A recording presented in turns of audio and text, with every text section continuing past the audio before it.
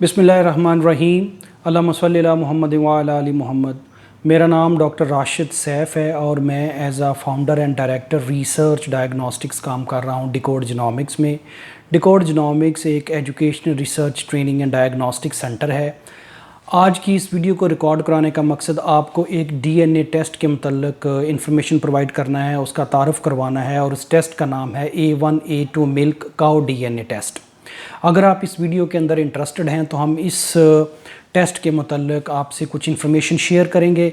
So let's start के how we can perform this test at Decode Genomics. उसके अलावा हम जिक्र करेंगे ये किन लोगों के लिए फ़ायदेमंद है, इसको कौन लोग करवा सकते हैं, इसका ओवरऑल सोसाइटी पे इम्पेक्ट क्या है। उसके बाद हम जिक्र करेंगे कि इसकी साइंस क्या है एक्चुअली। उसके बाद हम जिक्र करेंगे कि एकेडमिक पॉइंट ऑफ व्यू से इसको किस तरीके से एज ए रिसर्च के तौर पर एक्सप्लोर किया जा सकता है इस एरिया को और इस टेस्ट को, और इससे अल्टीमेटली सोसाइटी के अंदर क्या बेहतरी आ सकती है।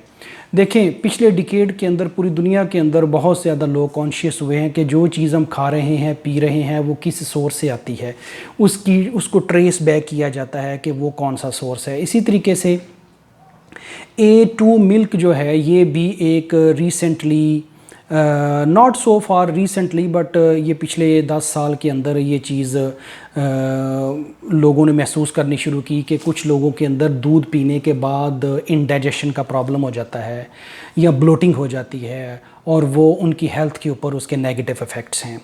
तो इसमें ये देखा गया कि कौन सा ऐसा मिल्क है जिसको पीने से ये प्रॉब्लम आ रही है। उसमें ये देखा गया कि चलें पहले इसकी साइंस की बात कर लेते हैं कि एक्चुअली होता क्या है। उसमें ये है कि A1 और A2 मिल्क की मेजर कैटेगरी है। कोई भी जो मिल्क है, चाहे वो बफ़लो का है, जैसे हमारे एशिया के अंदर बहुत ज़्यादा लोग बफ़लो का मिल्क लेते हैं, लेकिन वेस्टर्न कंट्रीज़ के अंदर जो है वो काऊ का मिल्क पिया जाता है। तो ये देखा गया कि जनरली जो मिल्क है उसमें 85% के लगभग 80 से 85% के लगभग तो वैसी वाटर होता है। उसके अलावा जो 15 से 20% है वो उसके अंदर फ़ैट होते हैं, उसके अंदर प्रोटीन्स होती हैं, उसके अंदर लैक्टोज़ होता है और कुछ मिनरल्स होते हैं। और अगर इसमें भी अगर स्पेसिफिक कर दिया जाए तो जो प्रोटीन है ये तकरीबन 6 से 7 प्रोटीन है और उनमें से एक प्रोटीन जो है बीटा केजीन है। बीटा केजीन काऊ के अंदर 209 अमीनो एसिड की एक प्रोटीन है जो कि बड़ी इम्पॉर्टेंट है इस हवाले से, A2 मिल्क के हवाले से। और इसी के अंदर और इस प्रोटीन को जो जीन कोड करता है उसको कहते हैं CSN2। और इस जीन के अंदर मुख्तलिफ 14 से 15 डिफरेंट वेरिएंट्स देखे गए हैं और उनमें से जो सबसे एसोसिएटेड वेरिएंट देखा गया है वो 67 नंबर की जो अमीनो एसिड है उसको चेंज करता है। नॉर्मल जो A2 मिल्क है इसके अंदर 67th अमीनो एसिड जो है वो प्रोलीन है। और अगर इसके अंदर DNA के अंदर इस जीन के अंदर इस अमीनो एसिड को कोड करने वाला जो कोडॉन है उसके अंदर अगर म्यूटेशन हो जाए तो वो जो प्रोलीन अमीनो एसिड है वो हिस्टिडीन के अंदर चेंज हो जाता है। और जब ये जो प्रोटीन है इसमें 67th नंबर के ऊपर अगर हिस्टिडीन अमीनो एसिड आ जाए तो ये जो इसकी बॉन्डिंग होती है ज़रा कमज़ोर हो जाती है और उस वजह से क्या होता है कि इसकी एक्टिविटी, इसकी मेटाबॉलिज्म के दौरान एक कंपाउंड यू कैन से एक बायो एक्टिव मॉलिक्यूल बनता है जिसे हम बीटा कॉस्मोमॉर्फिन 7 कहते हैं। तो ये जो A2 मिल्क के अंदर चूँकि प्रोलीन होती है तो बीटा कॉस्मोमॉर्फिन 7 मॉलिक्यूल जो नहीं बनता है। और A1 जो मिल्क है उसके अंदर यहाँ पर हिस्टिडीन होती है 67th नंबर के ऊपर, उस वजह से इसकी ब्रेकडाउन हो जाती है। और ये देखा गया है कि A1 मिल्क के अंदर जो बीटा कॉस्मोमॉर्फिन 7 बायोएक्टिव मॉलिक्यूल है ये वो ज़्यादा होता है और उस वजह से कुछ लोगों को इंडाइजेशन का प्रॉब्लम होता है, ब्लोटिंग का प्रॉब्लम हो जाता है। सो ये एक चीज़ देखी गई कि इसको अगर टेस्ट कर लिया जाए तो हमें पता चल जाएगा कि हमारी जो काऊ है वो A2 मिल्क प्रोड्यूसिंग है या A1 मिल्क प्रोड्यूसिंग की सलाहियत रखती है। तो इन दोनों इस CSN2 जीन के अंदर जो 67 नंबर का जो अमीनो एसिड है उसको एनकोड करने वाला जो कोडॉन है उसकी हम म्यूटेशन देखते हैं, जिससे हमें पता चल जाता है कि ये वाली जो काऊ है ये A1 मिल्क प्रोड्यूस करने वाला अलील रखती है या A2 मिल्क प्रोड्यूस करने वाला मिल्क रखती है, सलाहियत रखती है। तो ये तो जनरल इसकी साइंस थी जो कि एकेडमिक्स के पॉइंट ऑफ व्यू से समझना चाहते हैं, वो ये है।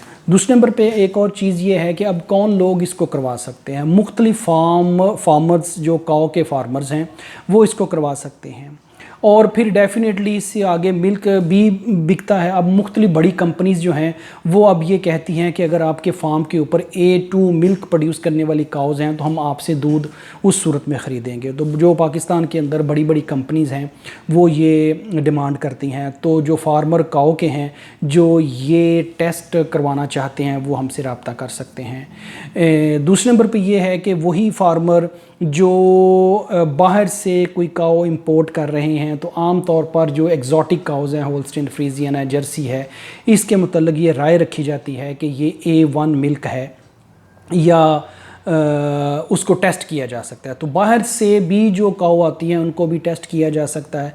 देखें तीन तरह की सिचुएशन हो सकती है, या तो वो A1 जीनोटाइप है उसकी, या A1 A2 है या A2 A2 है। इसका मतलब ये है कि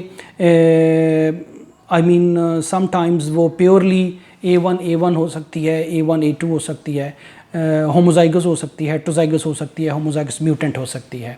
तो ये तीनों चीज़ें जो हैं हम फार्मर को बताएंगे कि आपकी ये जो काऊ है, चाहे ये एग्जॉटिक काऊ है आपने बाहर से मंगवाई हुई है या आपकी अपनी लोकल ब्रीड है पाकिस्तान की, तो ये जो काऊ है ये किस तरह का दूध प्रोड्यूस करने की सलाहियत रखती है। तो ये जो टेस्ट है ये हम लोकल काउज़ पे भी, इंडिजिनस काउज़ पे भी कर सकते हैं, डिफरेंट ब्रीड्स पे भी कर सकते हैं, इंडिजिनस ब्रीड्स पे भी कर सकते हैं, और एग्जॉटिक ब्रीड्स जो हैं उनके ऊपर भी ये हम कर सकते हैं। तो अभी तक मैंने आपसे जिक्र किया है कि इसकी साइंस क्या है और ये किन लोगों के लिए बेनिफिट्स हैं। और दूसरे नंबर पर यह है कि अगर कोई फार्मर अपने हर्ड में ये प्रोड्यूस करना चाहता है कि नेक्स्ट जनरेशन के अंदर A2 वाली ही काऊ प्रोड्यूस हो, तो अगर आपके पूरे हर्ड की स्क्रीनिंग हुई है और आपने उसका ये टेस्ट करवाया हुआ है, तो आप इस हवाले से उनकी ब्रीडिंग को प्लान कर सकते हैं कि कौन सा मेल और कौन सी फ़ीमेल जो है उनको क्रॉस किया जाए और हमारे पास A2 मिल्क प्रोड्यूसिंग काउज़ या एनिमल्स ही प्रोड्यूस हों। तो ये तो इसके फ़ायदे थे, और थोड़ी सी मैंने आपको साइंस भी बता दी है। अब ये वाला जो टेस्ट है हम कर सकते हैं डिकोड जीनोमिक्स के प्लेटफॉर्म से। हमने इसको ऑप्टिमाइज़ किया है, जिसमें हमारे पास अगर काऊ के टेल के हेयर्स या ब्लड आ जाता है तो हम उसे DNA एक्सट्रैक्शन करने के बाद ये क्लियरली बता सकते हैं कि ये जो काऊ है ये किस तरह के मिल्क को प्रोड्यूस करने की सलाहियत रखती है। तो ये था आम, और डेफिनेटली अगर A2 मिल्क प्रोड्यूस करेगी तो उसके हेल्थ बेनिफिट्स भी हैं ब्लोटिंग का, और कुछ स्टडीज़ के अंदर यही भी कहा जाता है कि कुछ डायबिटीज़ प्रोड्यूस करने के अंदर, डायबिटीज़ को की आउटब्रेक के अंदर भी इस A1 मिल्क का रोल है। लेकिन अभी तक ये बात अंडर डिबेट है, और मुख्तलिफ स्टडीज़ के अंदर कुछ और चीज़ें भी लोग इसके साथ रिलेट करते हैं। लेकिन एक चीज़ कंफर्म है कि हेल्थ के ऊपर A1 मिल्क पीने के नेगेटिव इफ़ेक्ट्स वर्ल्ड वाइड जो हैं वो इस्टेब्लिश हो चुके हैं। एकेडमिक पॉइंट ऑफ व्यू से अगर आपको ये चीज़ बताएं कि हमने ये जो टेस्ट डेवलप किया, अगर BS के स्टूडेंट्स, MS के स्टूडेंट्स या PhD के students, BS biotechnology, BS microbiology, BS genetics, BS bioinformatics, इस तरीके से फूड एंड न्यूट्रिशन के स्टूडेंट्स, माइक्रोबायोलॉजी के स्टूडेंट्स और ओवरऑल लाइफ साइंसेज के स्टूडेंट्स अगर इस टेस्ट के ऊपर ट्रेनिंग लेना चाहते हैं तो हम वो ट्रेनिंग्स भी ऑफ़र करते हैं। और हमने एक पूरी की पूरी किट, थीसिस किट डेवलप की है, जिसके अंदर काऊ के एक्सट्रैक्टेड DNAs होंगे, अलील स्पेसिफिक प्राइमर्स होंगे, मास्टर मिक्स होगा, तो ये पूरी की पूरी किट होगी। इसके अलावा हम DNA एक्सट्रैक्शन भी उनसे करवाएंगे, DNA एक्सट्रैक्शन किट भी प्रोवाइड की जाएगी, जिससे वो अपना हैंड्स ऑन ट्रेनिंग भी ले सकते हैं इन सारी चीज़ों के ऊपर। और वो पूरी की पूरी किट जो है उनको प्रोवाइड की जा सकती है। वो अपना बीएस का 7th या 8वें सेमेस्टर के अगर स्टूडेंट हैं तो वो अपना बीएस का शॉर्ट रिसर्च प्रोजेक्ट कर सकते हैं और थीसिस कर सकते हैं और उसको पब्लिकेशन तक लेके जा सकते हैं। यही चीज़ मास्टर्स के स्टूडेंट्स के लिए है और यही चीज़ पीएचडी के स्टूडेंट्स के लिए है। ये वाला टेस्ट जो है इससे आप मुख्तलिफ ब्रीड्स काओ की ब्रीड्स के अंदर ये जो जेनेटिक मार्कर है इसकी इस अलील की फ्रीक्वेंसी देख सकते हैं। इसी तरीके से काओ के अंदर काओ से हटकर आप इसको बफलो के अंदर भी दे सकते हैं। जैसे कि हमारे पास पाकिस्तान के अंदर बफलो का मिल्क ज़्यादा यूज़ किया जाता है। इसके अंदर बफलो की पाकिस्तान के अंदर बफलो की कमोबेश 4-5 ब्रीड्स हैं। नीली है, रावी है, नीली रावी है, अज़ाखेली है और कुंडी है। तो इन ब्रीड्स के अंदर भी इस को चेक किया जा सकता है। इसके अलावा बाकी हलाल एनिमल्स जो हैं जिनका हम दूध इस्तेमाल करते हैं, गोट है, शीप है, काऊ है, कैमल है, इनके अंदर भी इसको स्टडी किया जा सकता है। तो ये डिफरेंट एकेडमिक प्रोजेक्ट्स जो हैं वो इस अलील को मद्देनज़र रखते हुए हम इन स्पीसीज़ के अंदर भी इनके अलील इस अलील की फ्रीक्वेंसी को चेक कर सकते हैं। तो ये एक ओवरऑल मैंने आपको एक इंट्रोडक्शन दिया है। अगर आप इस टेस्ट को करवाने में इंटरेस्टेड हैं या आप इस टेस्ट के ऊपर ट्रेनिंग लेना चाहते हैं तो आप हमारी वेबसाइट www.decodegenomics.com.pk को विज़िट कर सकते हैं मज़ीद तफसीलात के लिए। और या इसके अलावा हमारे नीचे दिए गए नंबर 0321-710-7501 जो है इस पे आप कॉल कर सकते हैं और मज़ीद ताकि आपको मज़ीद रहनुमाई दी जा सके। उम्मीद है कि आपको ये वीडियो पसंद आई होगी और ये इन्फॉर्मेशन आप को अच्छी लगी होगी। Thank you very much. जज़ाकुमुल्लाह खैर। अस्सलाम वालेकुम।